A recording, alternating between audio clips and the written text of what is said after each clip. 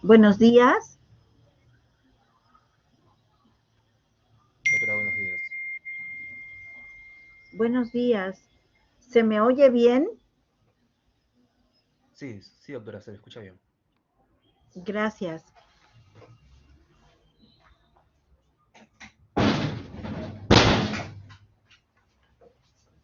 Bien, daremos inicio al cursillo de colágenopatías.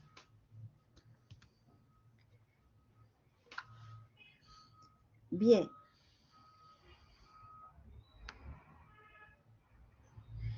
Para muchos autores, sería mejor, dada la definición de colágenopatías, que debería llamarse mejor enfermedades del tejido conectivo adquiridas y autoinmunes.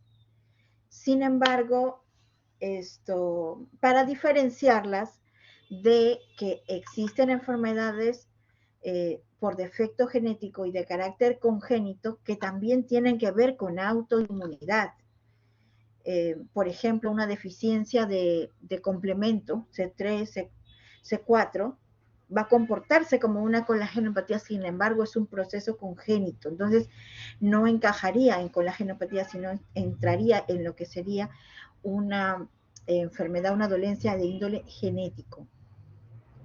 Bien, el curso de estas entidades que vamos a revisar hoy, no, natural de la enfermedad, vale decir sin tratamientos, el curso no siempre es progresión hacia lo más grave, sino puede tener momentos de brote, de gran brote, otros momentos de silencio, de autoinvolución, otros tiempos de silencio y otros momentos en que nuevamente la autoinmunidad se expresa. Entonces, por eso que un término más apropiado podría ser enfermedades del tejido conectivo adquiridas y autoinmunes. Bueno, dicho esto, ¿de dónde provienen? Estas entidades obedecen a una disregulación inmunológica pro autoinmunidad. Vale decir, en nuestro cuerpo circulan normalmente autoanticuerpos, que son los que regulan nuestra homeostasis, son los que nos protegen de que no nos dé cáncer en cada tiempo, que no hayan tendencia a las clonalidades. Sí.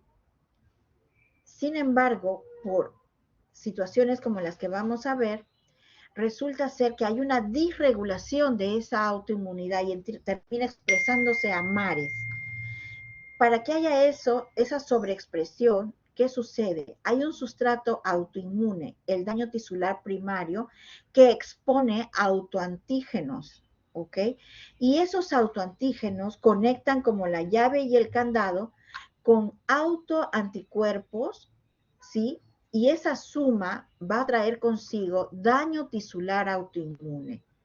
Entonces, exposición por daño tisular primario de autoantígenos, conexión de autoantígenos con autoanticuerpos circulantes, daño tisular mayor autoinmune. Y esto, dependiendo del órgano afectado, en este caso estamos hablando de la piel, va a tender a expresión clínica de autoinmunidad.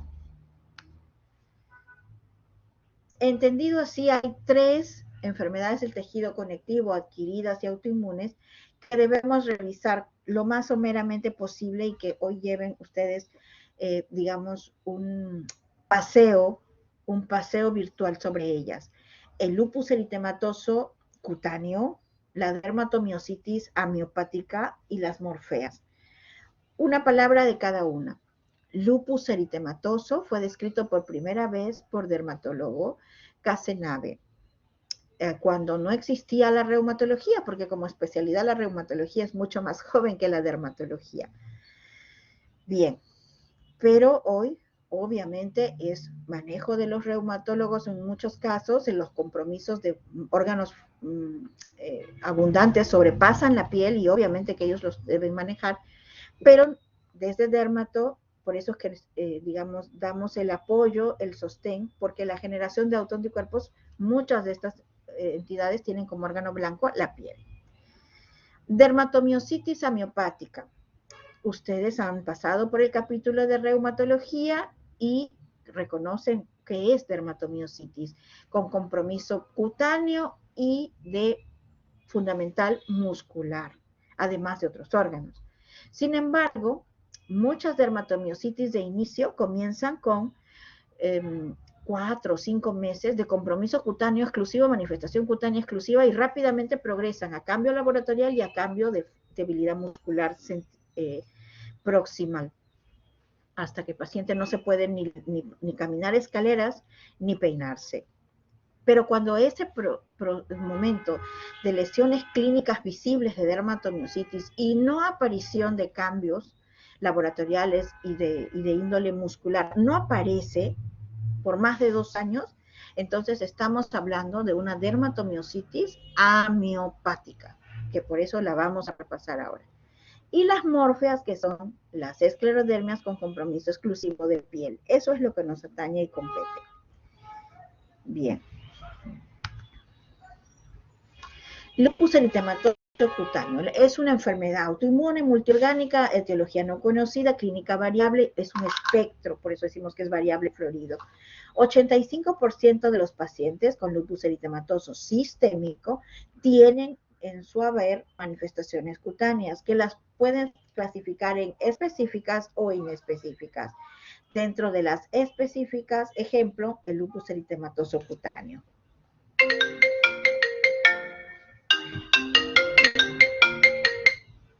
Bien.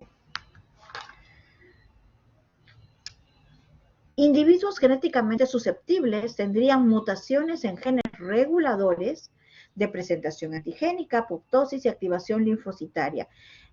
Todo esto va a traer consigo la generación de producción de autoanticuerpos directamente sobre la piel. Acuérdense que las células de Langerhans son las células presentadoras de antígenos y están en la piel. Acuérdense que la apoptosis es un modo de muerte celular programada que tiende a regularlo todo. Acuérdense que esa activación linfocitaria de células NAIF que se activan para momentos específicos también ocurre en la piel. Entonces, mutaciones genéticamente puestas, ¿sí? Individuos genéticamente susceptibles que hacen mutaciones en genes reguladores de estos 3 procesos van a traer consigo la generación de la producción de autoanticuerpos y el inicio de enfermedad. Obviamente con exposición de los autoantígenos también. La ARA, Asociación de Reumatología Americana, tiene 4 criterios cutáneos para diagnosticar y definir LES: erupción malar, erupción discoide, fotosensibilidad y lesiones de la mucosa oral. Antes decía aftas, ahora dicen lesiones de la mucosa oral, ya veremos por qué.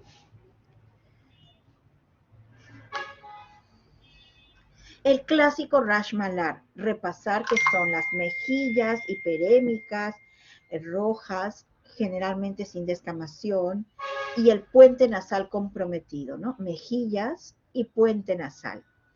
Vean los ojos libres, vean la perioral libre, vean la punta nasal libre. Aparece generalmente luego de exposición solar, preserva estas áreas que les he precisado. A diferencia de eso que es agudo, viene esto que es crónico, la erupción discoide, el lupus cutáneo crónico, variedad discoide como la más común y representativa.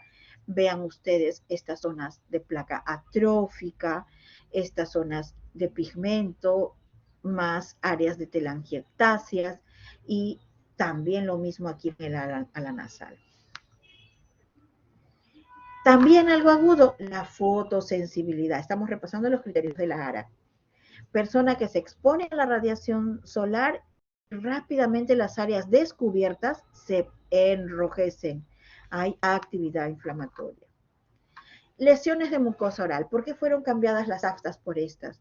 Pues precisamente porque, claro que es muy frecuente tener aftas, pero pueden haber aftas en pacientes con lupus, con enfermedad autoinmune y pacientes que no.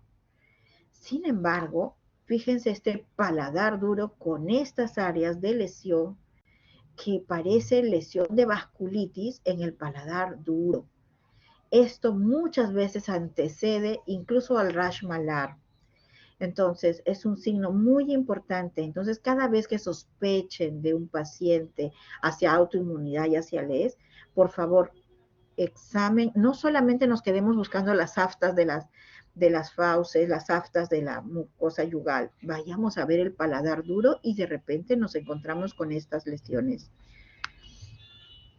Bien, entonces decíamos que hay lesiones en el lupus eritematoso cutáneo específicas y inespecíficas.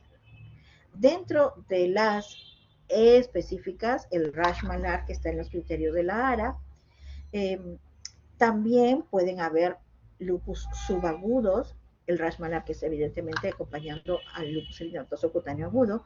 También puede haber formas subagudas del lupus eritematoso cutáneo que se dividen en anular y pápulo escamoso, que lo vamos a ver. Y también pueden haber lupus eritematoso cutáneos crónicos, variedades discoides, túmidos, hipertrófico verrucoso. Dentro de las lesiones inespecíficas, miren qué lugar ocupan las aftas o úlceras orales, el último. Sin embargo, hay otras cualidades de lesiones inespecíficas que cuando están presentes nos dicen, esta advertencia, tengo que buscar enfermedad del tejido conectivo, tengo que buscar lupus. Si encuentro eritema pérneo, que es un enrojecimiento de los pulpejos de los dedos, los deditos se ponen edematosos y rojos, ese es el eritema pérneo. Urticaria, vasculitis, que son esas lesiones tipo Avon que duran más de 24 horas. Entonces, no es cualquier urticaria. Las urticarias aparecen y desaparecen lesiones, van y vienen lesiones. Pero en urticaria vasculitis son verdaderas lesiones en placa urticarial que semejan una Avon, pero que duran más de 24 horas. 2-3 días presentes y entonces nos da tiempo a hacer biopsia.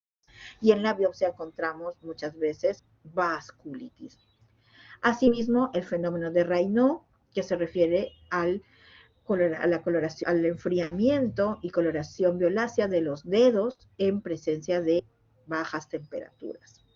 Ojo que hay un Raynaud primario que ocurre en muchas personas sin que lleguen nunca a ser enfermedad de colágeno, pero existen otras personas que debutan con fenómeno Raynaud y entonces en ellas sí hay que preocuparnos de descartar enfermedad LES.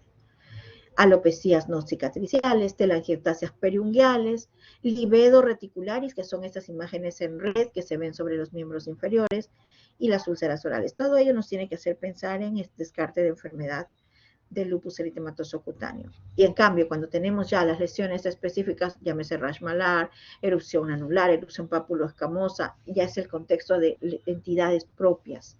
variante discoide, tumidus y lupus eritematoso cutáneo crónico. Ya son lesiones específicas en el contexto de un lupus ya establecido. Entonces, lupus eritematoso cutáneo agudo, rash malar, también hay una erupción maculopapular tenue que a veces se aparece en algunos pacientes de novo, pero que los criterios de la ARA no lo consideran. Estas lesiones subagudas del lupus eritematoso cutáneo subagudo, buen porcentaje de ellos terminan siendo lupus eritematosos sistémicos, pero no todos. Algunos se quedan en estos espacios, estadios intermedios del lupus eritematoso cutáneo subagudo. ¿Ok? ¿Qué hay acá? La variante papuloescamosa, que semeja una erupción liquenoide, ¿sí? De lesiones en placa eritematosa, sobrelevada, sí, plana, enrojecidas. Y de otra parte tenemos las lesiones anulares que semejan eritemas figurados, pero que son mucho más infiltradas, ¿ok? Y que también son variantes del lupus eritematoso cutáneo subagudo. Alguien me dirá, diagnóstico diferencial, doctora, ¿podría ser una tiña? Sí, podría pasar por una tiña.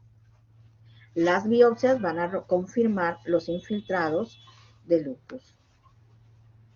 Y esta es la tercera variante de lesión específica, el lupus eritematoso cutáneo crónico discoide en población puber. Puede ocurrir entre los 20 y los 40 años, es más frecuente en mujeres que en hombres, como él es. La relación es de 2 a 1 y la mitad de ellos pueden presentar además fotosensibilidad.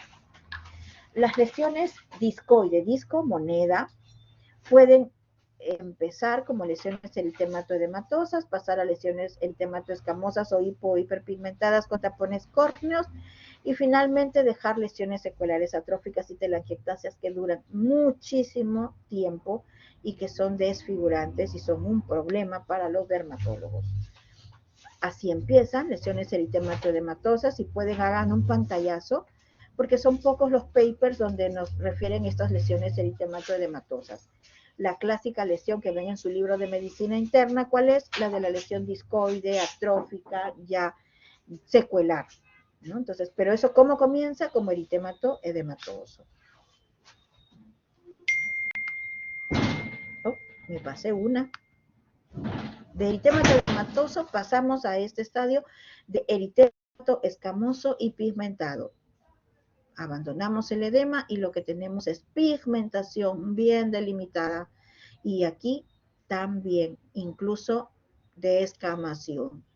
Este periodo puede durar semanas a meses y luego pasamos ya a la secuela donde hay lesión pigmentada y atrófica que puede ser muy disimuladita como en este joven o puede ser tan grave como este cuero cabelludo que es totalmente desfigurante, es medio cuero cabelludo hecho una cicatriz.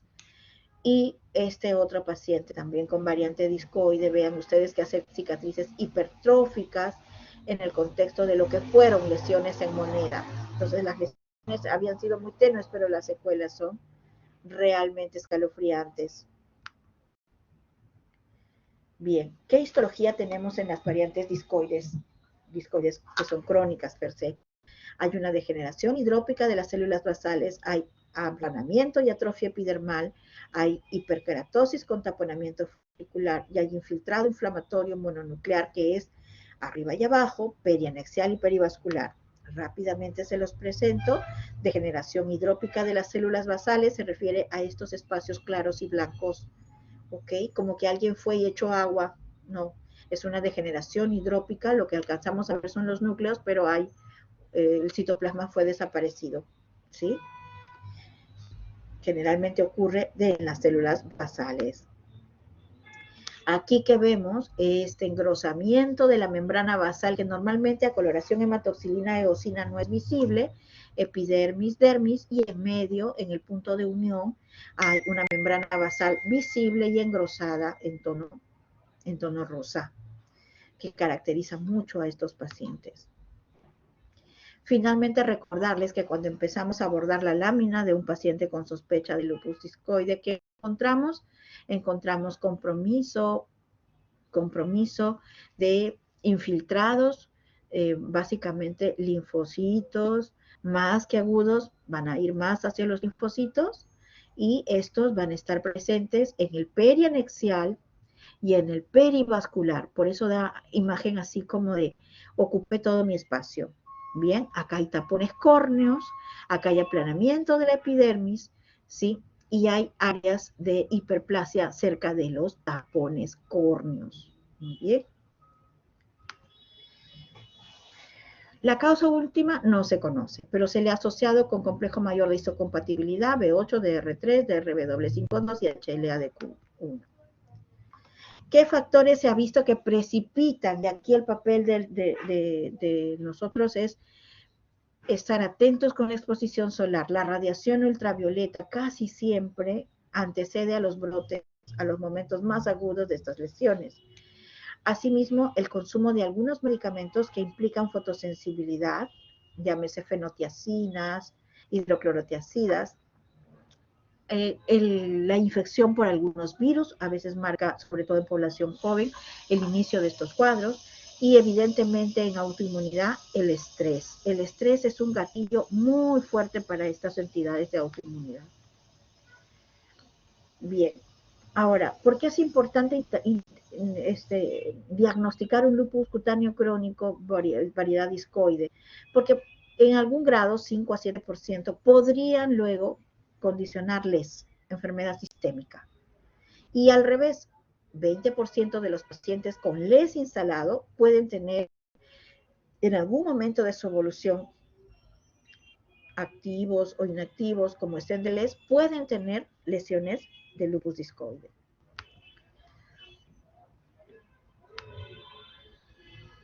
Bien, ¿en niños ocurre? Sí, 3% del total de lesiones discoides ocurre en niños. Hasta el 2003 habían 29 casos reportados en pequeñas series, pero luego del 2003 se hicieron tres series más grandes de población pediátrica con LED. Nuestra preocupación, y este es un tema de investigación para mí, una línea de investigación mía, nuestra preocupación, si la presencia temprana de lesiones discoides en niños hacía mayor riesgo para lupus eritematoso sistémico y qué ocurría en la población pediátrica menor de 10 años en esta condición. Bueno, existe en la literatura tres series grandes. Antes del 2003, las series eran 5 casos, 6 casos, reporte de 3 casos, no habían series grandes. Después del 2003, marcamos en el estudio que hicimos en el tiempo de formación de dermatología pediátrica, que fue en el año 2000, pero la publicación salió recién en el 2003, en que se publicaron 27 casos mexicanos, niños mexicanos con lesiones discoides, y en este grupo, la edad de inicio del cuadro más o menos de los 7 meses a los 9 años, el sexo en 19 eran mujeres, en 8 eran varones. La progresión a LES, miren, en 27 solo 7 progresaron a LES. En un periodo de 36 meses de seguimiento, el porcentaje era 26%. Habíamos dicho 5% en el global de población que hace lupus discoide llega a LES, pero en población pediátrica 26%. Esa suma preocupa, o sea, 4 o 5 veces el riesgo general global era para los niños. Después aparece este estudio con 16 niños, Feika Cherif, donde el periodo de seguimiento era solo de 10 meses, por ahí que él no encontró progresión a LES en sus 16 pacientes, en ninguno, pero con 10 meses de seguimiento, la verdad, un poquito que no calza, ¿verdad? Y luego aparece el grupo Abreu Sampaio de Brasil. Tengan a bien saber que en Brasil la población de raza negra adolece mucho de lupus sistémico y de lupus discoide y de lupus subagudo. Entonces, por eso es de que hay publicaciones sobre lupus en 2 países principalmente, en Brasil y en Túnez. en la África que da al Mediterráneo, en la África mediterránea, Túnez. Son dos ciudades donde, perdón, dos países de diferentes continentes donde hay mucho lupus, y gran parte de ellos en población de raza negra.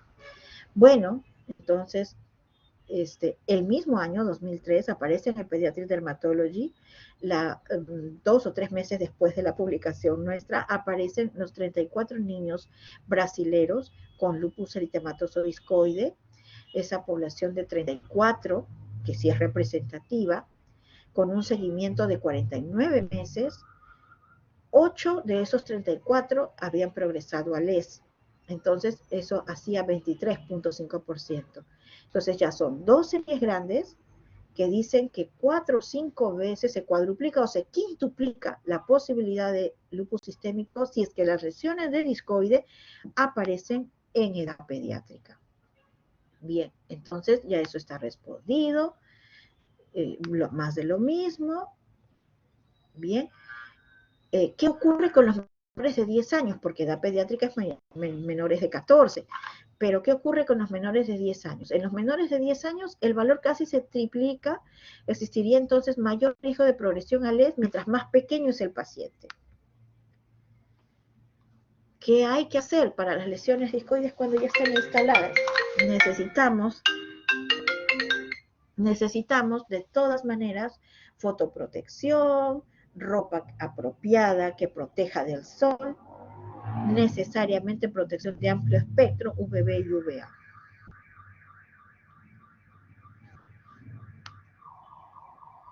Tratamiento per se, corticoides tópicos, tacrolimus y mecrolimus como inmunomoduladores tópicos, infiltraciones con corticoides intraslesionales y retinoides tópicos, inclusive llamados ácido retinoico o adapaleno. Tratamientos sistémicos en las formas extensas, sí, hay que contemplarlo, hidroxicloroquina, cloroquina, talidomida, retinoides orales, sobre todo talidomida e hidroxicloroquina y cloroquina. También apoyamos muchas veces inmunosupresores que finalmente siempre los manejan ya los reumatólogos, azatioprina, micofenolato mofetilo y metotrexate. Y corticoides sistémicos en momentos muy específicos de momentos agudos. Bien, sobre lupus creo que ya hemos hablado bastante, vamos a dermatomiositis amiopática. Un poco de historia. Dermatomiositis amiopática fue descrita por Pearson como una erupción cutánea clásica de dermatomiositis con compromiso muscular mínimo o ausente. Esto ya se los dije al inicio como presentación, que siempre en una dermatomiositis pueden haber 4 o 8 meses de lesión cutánea exclusiva y posteriormente aparece el compromiso muscular galopante. Sin embargo, van a haber pacientes en los que después de 2 años no aparece todavía, y esos son los de dermatomiositis amiopática.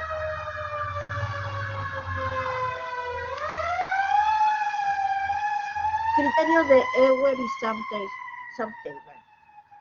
Cambios cutáneos característicos de dermatomiositis, pápulas de Gottron, eritema en heliotropo que vamos a verle en las fotos, biopsias cutáneas compatibles con dermatomiositis y no evidencia clínica de debilidad muscular proximal dentro de los 2 años después del inicio de enfermedad. Asimismo, el cuarto criterio, que no haya elevación de enzimas musculares dentro de los 2 años posteriores al inicio de enfermedad. ¿Ok? Claro y conciso. Los 3 grupos de dermatomiositis amiopática de Kovac. Kovac agarra y entra a la filosofía y dice, bueno, dermatomiositis amiopática sí, cuando ya pura piel y no hay compromiso muscular, perfecto. Pero ¿qué hay del espectro de puntos intermedios? Kovac saca los puntos intermedios y entonces divide a 3 grupos. 1, no hallazgos ni clínicos ni de laboratorio de debilidad muscular. Perfecto, ese es el paciente perfecto. Pero no, ¿qué pasa cuando hay signos clínicos de debilidad muscular, pero no hay hallazgos de laboratorio? Estamos en el grupo 2 de lo probable. ¿Qué pasa cuando hay hallazgos de laboratorio sin signos clínicos de debilidad muscular? Seguimos en lo probable. Entonces, para COVAX hay un importante número de pacientes que no terminan de cumplir los criterios anteriores y que deben mantenerse en un estado intermedio de lo probable. Por eso que él establece estos 3 grupos. Bien, eritema en heliotropo. Les había dicho que el rash malar era fundamentalmente de mejillas y puente nasal. En el eritema en heliotropo, más bien, se dice los ojos de mapache o los ojos de osito panda. Son los párpados y toda la región periorbicular la que está enrojecida. La nariz no es preservada, también se puede enrojecer, como ven acá. Pueden haber lesiones en la frente, o sea, definitivamente va por otro lado la cosa, muy diferente del rash malar. Y miren este tono de enrojecimiento. Ahora, sobre esto también decirles que las lesiones como estas, cuando son tempranas, parecen abones urticariales, pero edematosos y profundos, como que hay un empastamiento blando, ¿sí? Y luego ocurre esto que ya es más infiltradito, ¿ok? Pero el color del eritema en heliotropo es medio rojizo hacia violáceo. Este también, rojizo hacia violáceo. Entonces, eso marca la dermatomiositis, el color. Y las pápulas de Gottron, que vamos a buscarlas evidentemente en las áreas extensoras de los dedos. Bien, ¿por qué es importante descubrir que alguien tiene una dermatomiositis amiopática? Me miran ustedes, porque tiene el Gottron, porque tiene el eritema en heliotropo, muy bien. Y le puede dar usted tratamiento, sí, bueno, trataremos de protegerlo del sol, pero que es importante que si es una persona de más de 40 años, cuidado que vaya, hay descrita asociación con cáncer. ¿Cuáles? Ovario, mama, útero, pulmón, próstata, colon, o sea, adenocarcinomas. Entonces hay que hacer investigación de neoplasia de todas maneras en estos pacientes, sobre todo los que pasan los 40 años. Tratamiento de dermatomiositis, fundamentalmente fotoprotección como en el lupus, humectación de las áreas para bajar el prurito y seguimiento por dermatología de toda esta signología clínica, pero digamos que tratamiento inmunosupresor que no lo pongo cuando ya tenemos que, digamos, el compromiso sistémico y es reumatología quien comanda, ¿no? Por eso no lo pongo aquí. Finalmente, esclerodermia. Esclerosis, sinónimo de condensación de los elementos de la dermis, confiriendo a la piel una dureza anormal, la cual pierde la posibilidad de hacer pliegue, difícil de plegar. O sea, queremos hacer un pliegue como esto, no podemos hacer. La incidencia de esclerodermia, mujeres 3, hombres 1, siempre en las autoinmunes más frecuentes en mujeres. Edades, tercera y quinta década de la vida en global, sin embargo, para la forma lineal, primera, segunda década de la vida. También relacionado con los complejos mayores de histocompatibilidad de R1 y de R5. Entender esclerodermia, ¿qué pasa aquí? Hay inicialmente una vasculopatía, ¿sí? Una inflamación de los vasos, seguida esa vasculopatía, compromiso de los vasos, seguida de señales de citoquinas, activación y quimiotaxis y gran inflamación, y seguido esto de la propia esclerosis. Entonces, vasculopatía, daño vascular, por ahí empieza, exposición antigénica de autoanticuerpos, luego que sigue la gran reacción inflamatoria perivascular a través de linfocitos T y B y liberación de las citoquinas, que regulan la actividad mitótica y la síntesis del colágeno de los fibroblastos, y tercero que quedan las huellas, la esclerosis. Forma de esclerodermia localizada, la mórfea y la esclerodermia lineal. Cuando decimos morfea o morfea nos referimos a una placa que parece un mármol, un rectángulo o un rectángulo o un cuadrado o una figura así geométrica que aparece mármol en la piel, vamos a ver, y van a ver también formas localizadas que tienen trazos lineales. Muy bien. También hay formas sistémicas, las formas sistémicas que ya manejan los reumatólogos, esclerosis sistémica progresiva, la forma difusa, el CRES, la forma limitada, y los síndromes de superposición. Localizada, ¿qué lo provoca? Puede originarlo algo tan vano como un trauma, aplicación de una vacuna BCG, factores hormonales como el embarazo pueden empezar un proceso de esclerodermia, implantación de prótesis de siliconas, hay estudios sobre ello, factores virales, factores tóxicos e infección por Borrelia burgdorferi. Esto es la esclerodermia localizada tipo morfia. Vean ustedes esta lesión, en este caso es oval, de color del mármol, ¿no? Es una zona eritematoedematosa brillante con un halo violáceo alrededor, ¿sí? La zona está indurada y difícil de hacer pliegue, obviamente aquí no podemos hacer pliegue, y va involucionando con cicatriz pigmentada residual y atrofia. Puede ser lesión única, en algunos casos puede ser lesiones múltiples y siendo lesiones localizadas inclusive, pero pueden ser varias, localizadas en cualquier parte, abdomen, tronco o extremidades, pero la condición es una, no hay alteración sistémica en estos pacientes, es solo cutáneo.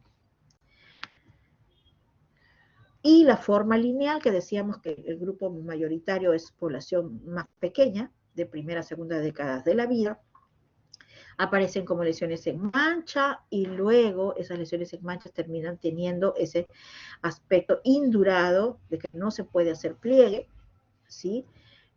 Puede haber en miembros, es lo que más se estila, pero también pueden haber localizadas en lineal, en cara, en la frente, vamos a ver más allá luego, y hay fijación de la piel a las estructuras subyacentes y eso provoca una deformidad marcada. Acá la lesión clásica en golpe de sable, aquí y aquí, bilateral. En estos pacientes hay que descartar compromiso del sistema nervioso central si es que hay cefaleas y convulsiones añadidas. Si no lo hay, nos quedamos solo con nuestras lesiones de piel. O un paciente infante con su lesión en golpe de sable y otro que trae en línea. Diagnóstico a través de biopsia, la localización ya establecida. Los laboratoriales casi siempre son normales, por eso terminan siendo estrictamente cutáneos.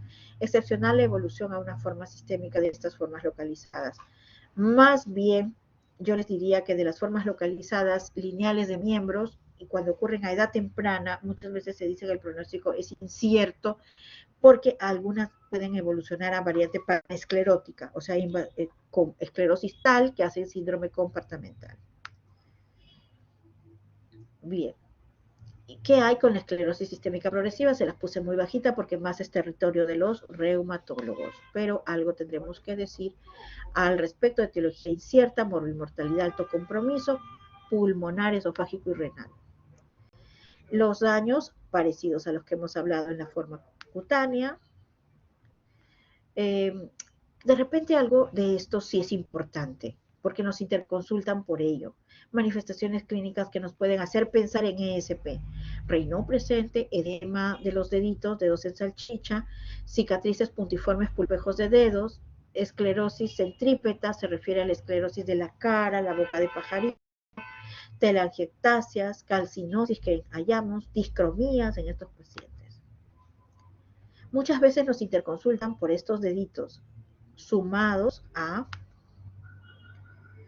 estos dedos en salchicha. Lo anterior eran dedos como perfilados, como afilados, ¿sí? Pero aquí el Raynaud, y acá los dedos gorditos en salchicha, edematosos. Aquí ya, obviamente que hay unas contracturas, hay una atrofia, aquí es mucho más claro. Acá tenemos las cicatrices puntiformes de pequeñas ulceritas que se pueden estar formando, pero ya vemos que esos dedos son gorditos también, signo de mordedura de rata, y aquí sí ya pues la franca esclerodactilia con calcinosis, con necrosis, miren ese afilamiento de los dedos. La boca de pajarito, la microstomía, el afinamiento de la nariz, la ausencia de los surcos, eso ya nos va a dar indicios, ¿no? Pérdida de arrugas, los compromisos sistémicos, renal articular, respiratorio, gastrointestinal. El CRES, ¿es mejor que alguien le dé CRES que le dé esclerosis sistémica progresiva? Sí, el CRES es una variante de progresión más lenta y de mejor pronóstico. Se caracteriza por compromiso vascular, una esclerosis limitada a los manos, a la esclerodactilia. Entonces buscamos en estos pacientes desesperadamente que sean CRES y que no sean esclerosis sistémica progresiva. Entonces, ¿cuáles son los criterios? Recuerden muy bien la mnemotecnia. Calcinosis, C de calcinosis, R de Raynaud, E de esofágico, compromiso de estenosis esofágica, S de esclerodactilia y T de telangiectasias, CRES. Para que no se olviden, aquí nuevamente, calcinosis, acúmulos de calcio en cualquier parte de la piel, Raynaud, que son esos dedos violáceos en la mañana muy temprano, fríos, violáceos. Esclerodactilia ya se refiere a la induración de los deditos. Telangiectasias faciales, ¿sí? La calcinosis también se ve acá abajo, ¿no? Muy bien. Bueno, el diagnóstico tiene que ir con todos esos puntos: biopsia, laboratorio, capilaroscopía en el país no se hace, estamos nosotros queriendo en el hospital conseguirlo hace varios años, pero con reumato no conseguimos todavía que nos traigan el equipo de capilaroscopía. Radio en Chile hay, en Brasil hay, pero aquí no. Radiografía para ver el compromiso pulmonar o las calcinosis, pruebas de funcionalidad respiratoria con los neumólogos para ver qué tanto compromiso pulmonar hay funcional, el tránsito esofágico para determinar el grado de estenosis esofágica y los electrocardiogramas para ver el compromiso cardíaco. Bien, ¿cómo recordar que si es esclerosis sistémica progresiva, difusa o si es CRES? La extensión, ¿no? La difusa afecta grandes áreas de piel, el CRES es solamente de los dedos. El compromiso renal y pulmonar es temprano en la esclerosis sistémica progresiva, en cambio en el CRES el compromiso renal es infrecuente. Rápidamente progresa en la difusa esclerosis sistémica progresiva, buen pronóstico en el CRES. En la esclerosis sistémica progresiva tenemos anti-SSL70 positivo, en el CRES destaca el anticentrómero. Bien. No sé si hayan preguntas sobre todo lo propuesto. ¿Alguna duda? ¿Algo que quisieran aclarar?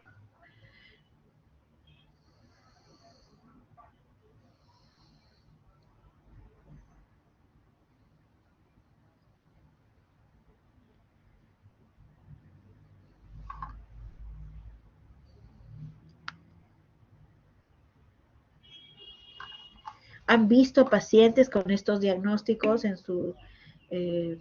ok, gracias, Silvana. Muy bien. En sus prácticas, en los grupos, ¿han alcanzado a ver? Muy bien. Lisette, ¿sí? Lisette, sí. Doctora, buenas tardes, ¿me escucha? Buenas, sí, dime.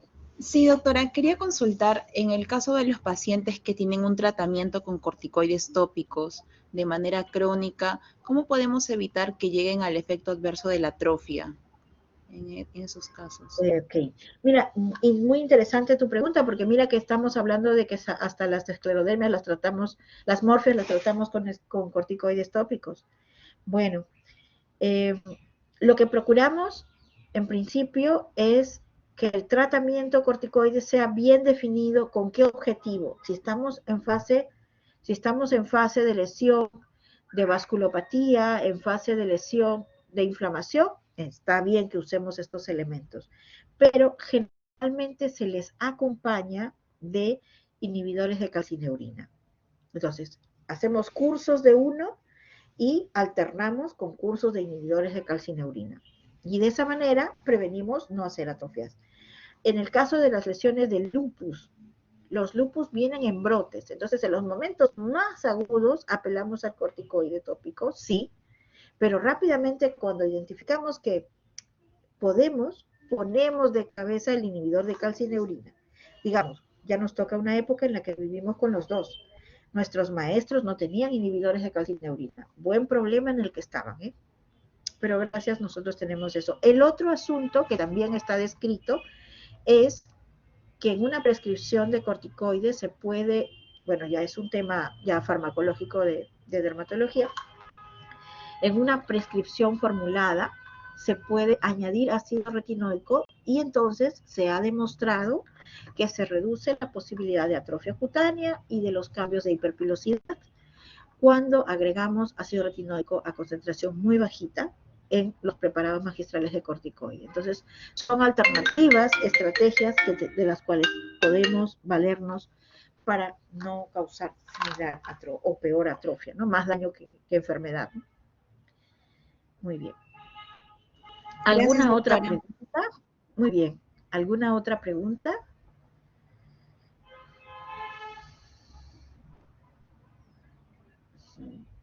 Ahora, de estas tres entidades, ¿cuál creen que sea la más común?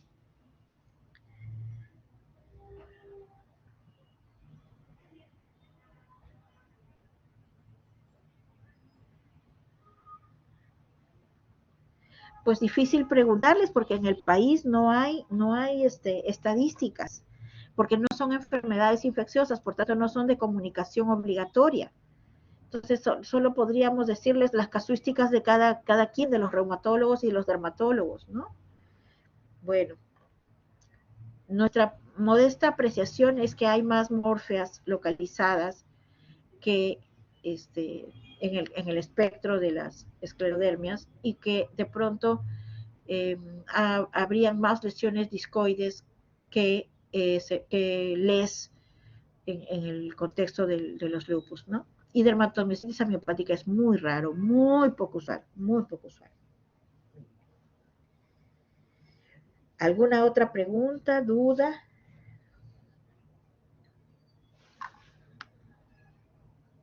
¿Todo claro? Muy bien. No habiendo más preguntas, damos por concluida el objetivo del cursillo.